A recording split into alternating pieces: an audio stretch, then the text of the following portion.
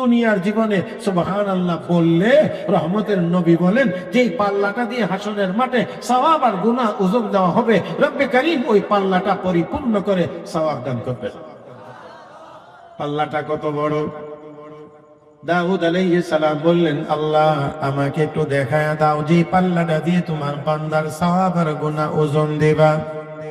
আমি আপনাদেরকে একটু জিজ্ঞেস করি, সওয়াব আর গুনাহ ওজন দিবেন, বিশ্বাস করেননি না করেন না? সওয়াবও দেখা যায় না, গুনাহও দেখা যায় না, ওজন দেওয়া হবে কেমন করে?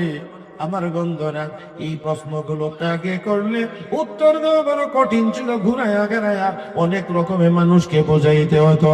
বর্তমান এই আধুনিক বিজ্ঞানের চরম উন্নতির যুগে এই প্রশ্নের জবাব দেওয়া বড় সহজ হয়ে গিয়েছে। আমার বন্ধুরা, পাতাল দেখা যায় না যদি মাপা যায়, সূর্যের আলোর পাওয়ার দেখা যায় না যদি মাপা যায়।